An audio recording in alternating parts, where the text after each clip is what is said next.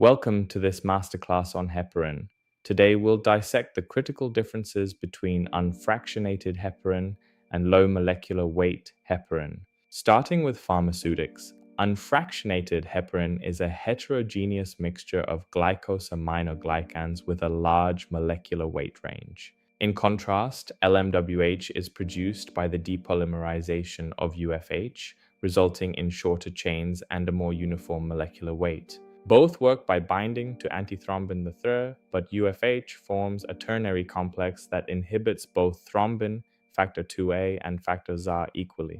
LMWH shorter chains lack the length required to bind thrombin effectively, making it much more selective for factor ZA. This ratio of anti-ZA to anti-IIA activity is roughly 1:1 for UFH, but ranges from 2:1 to 4:1 for LMWH. Dosing also differs. UFH usually requires a weight-based bolus followed by a continuous intravenous infusion. LMWH is typically administered subcutaneously once or twice daily with predictable weight-based dosing without initial titration.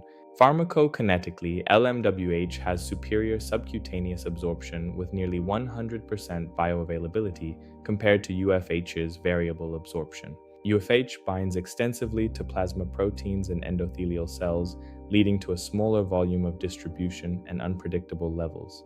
LMWH has minimal protein binding, resulting in a more predictable and longer half-life of 4 to 6 hours. Critically, LMWH is primarily cleared by the kidneys, necessitating dose adjustments in renal impairment, unlike the hepatic clearance of UFH. Pharmacodynamically, the anticoagulant response to UFH is highly variable among patients due to its complex binding profile. LMWH provides a highly predictable dose-response relationship, allowing for most patients to be treated without routine monitoring. Monitoring is essential for UFH, typically using the activated partial thromboplastin time, or APTT, to maintain therapeutic levels.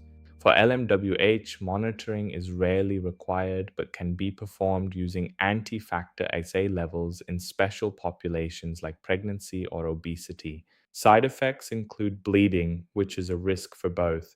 However, UFH has a higher risk of heparin-induced thrombocytopenia or HIT. Long-term UFH use is also more strongly associated with osteoporosis compared to LMWH.